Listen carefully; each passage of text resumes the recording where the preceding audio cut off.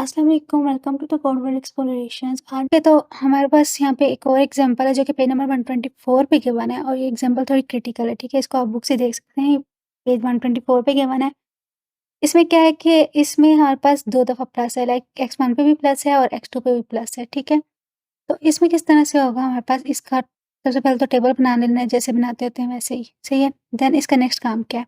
अब इसमें क्या है कि हम क्या करते थे कि जो हमारे पास डॉट ऑपरेटर वाला एग्ज़ाम्पल्स है उसमें हम क्या करते होते हैं कि हम सिंगल x1 को ही रेड करते हैं पहले, ठीक है? z1 के इक्वल।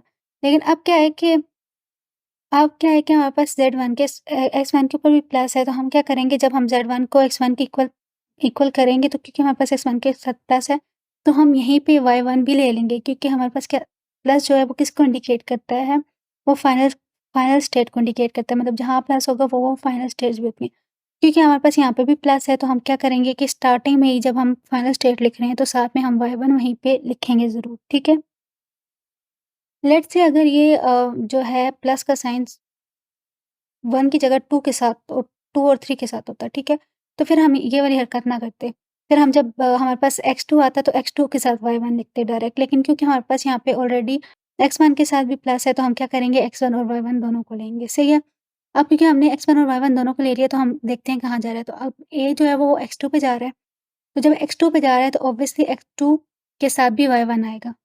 ठीक है, क्योंकि x2 के साथ भी तो प्लस है, x1 के साथ भी आएगा, लेकिन x2 के साथ भी आएगा क्योंकि x2 भी फाइनल स्टेट है। तो जहाँ-जहाँ जो-जो फाइनल स्टेट होती है उसके साथ नेक्स्ट वाले एक फर्स्ट स्टेट आती है। तो x2 और y1 आ गया, x1 को रीड करके x1 के लिए a को रीड किया तो हमारे पास x2 और y1 आ गया, ये चीज़, ठीक है। अब हमने y1 को रीड करना है, y1 से a को रीड करना है तो हमारे पास ये y2 आ गया, which is equal to z।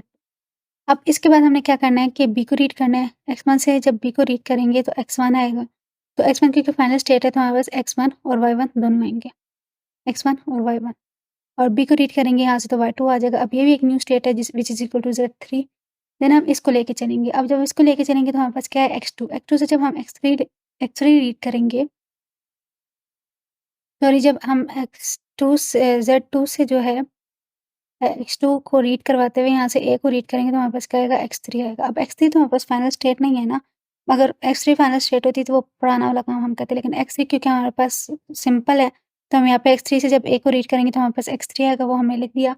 Then y1 से हम a को रीड करेंगे तो y2 आएगा, ठीक है?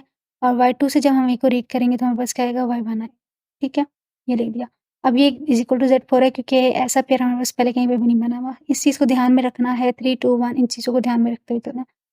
देन हम b को रीड करेंगे यहाँ से, तो जब x2 से हम b को रीड करेंगे तो हमारे पास x1 है। ज़रा x1 आएगा, x1 के साथ, तो यहाँ से हम जब b को रीड करेंगे यहाँ से, तो हमारे पास आएगा x1, x2 से रीड करेंगे तो हमारे पास क्या आएगा x1 और y1, ठीक है? अब y1 से y2 से b को रीड करेंगे तो क्या आएगा y2, y1, ये आ गया। अब क्योंकि हमारे पास 1, 1 कॉमन है तो इसको हम एक ही दफ़ा लिखेंगे और हमारे पास ये z3 के इक्वल आ जाएगा, ठीक है? देन नेक्स्ट हमारे पास 3 को लेके चलते हैं, तो 3 में हमारे पास ये चीज़ है। तो 3 में जो है हमारे पास x1, y1 और y2 है। x1 को देखें तो हमारे पास कहाँ जा रहा है, x2 पे जा रहा है। x2 भी हमारे पास फाइनल स्टेट थी। x2 और y1 आ जाएगा ये वाला, ठीक है? और y1 और y2 से रीड करें तो y2 और y1 आ जाएगा ये वाला, y2 और y1। अब यहाँ पे 1 हमारे पास 2 दफ़ा है तो इसको हम एक ही दफ़ा लिख देंगे, ये हमारे पास z2 के इक्वल बन जाता है। देन नेक्स्ट हमारे पास है इसको इसके लिए b को रीड करते हैं, तो z3 से b को रीड करेंगे तो हमारे पास सॉरी अम x1 से b को रीड करेंगे तो हमारे पास x1 आएगा, x1 के साथ क्या आएगा? x1 के साथ ऑब्वियसली y1 आएगा, x1 और y1 ठीक है? देन y1 से और y2 से b को रीड करेंगे तो हमारे पास आएगा y2 और y1 ठीक है? तो ये y2 और y1 अब यहाँ पे भी क्या है कि हमारे पास 1, 1 कॉमन है तो हम इसको एक ही दफ़ा लिख देंगे जो कि हमारे पास z3 के इक्वल हो जाएगा। ओके, नेक्स्ट हमारे पास है z4 ठीक है? z4 में हमारे पास इस तरह से है कि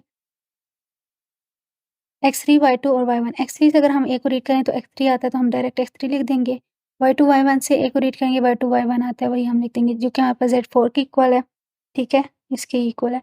देन b को रीड करेंगे तो x3 आता है वही लिख दिया यहाँ पे और यहाँ से b को रीड किया तो 2 और 1 आएगा, y2 और y1 आ गया। ये हमारे पास z4 की बात है, ये हमने यहाँ पे लिख दिया। देन बिल्कुल वैसे ही इसका भी हमने जो है ना FA3 का जो है ट्रांज़िशन टेबल बनाना है और FA बना लेना है, ठीक है? अब इस एफए में भी क्या हो रहा है कि हमारे पास ये सबसे पहले तो Z1 है, ऐसे Z2 और 3 पे जा रहे हैं। लेट्स से ये आपके पास Z1 है और A को लेके जा रहा है Z2 पे, ये Z2 पे जा रहा है A को लेके और B को लेके जो है वो Z3 पे जा रहा है, ठीक है? ये आपके पास Z3 हो गया, ठीक है? और Z2 से जो है वो A को लेके Z4 पे जा रहा है जैसे कि ये, ठीक है? और B को लेके कहाँ जा रहा है? Z3 पे जा रहा है, ये वाला।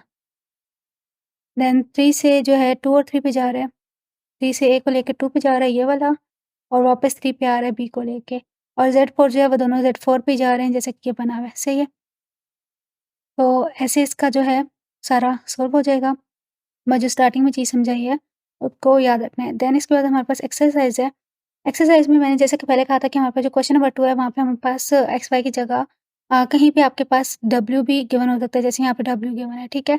और कहीं भी आपके पास कुछ भी नहीं भी गिवन होता, लाइक यहाँ पे 1 और 2 है सिंपल, ठीक है? तो इसके लिए क्या करना होता है कि आप चाहें तो अपनी आसानी के लिए जब इस तरह की सिचुएशन हो ना कि सिंगल कुछ भी ना गिवन हो, तो अपनी आसानी के लिए कुछ भी रख लें यहाँ पे और अगर डब्ल्यू गिवन है तो आपने इसको एक्स वाई की तरह ही सॉल्व करना है, डब्ल्यू एक्स की जगह सिंपल आपने डब्ल्यू लिख देना है। क्योंकि इसके आगे क्वेश्चंस में आपके पास यही चीज़ होगी कि आपके पास इस तरह के क्वेश्चंस हैं और आपने इसी तरह से बिल्कुल सॉल्व करना है। जैसे उन्होंने कहा हुआ ना 1 + 2 तो आपने अब 1 और 2 कौन-कौन से हैं यहाँ पे? This is 1 and this is 2 इन दोनों को आपस में सॉल्व करना है, ठीक है? देन जहाँ पे उन्होंने कहा है 2, 1 तो उसमें पहले आपके पास ये आएगा और देन ये आएगा, सही है? मीन्स दैट कि इसको एज़ अ 1 कंसीडर करना है आपने इसमें। देन इसी तरह से आपके पास 3 1 भी है, 4 1 भी है, तो उस उन चीज़ों को बिल्कुल सेम वैसे ही सॉल्व करना है आपने, जैसे हमने इन एग्ज़ाम्पल्स में किया। चाहे आप टेबल बना के करें या जो दूसरा मेथड बताया था उस मेथड से करें।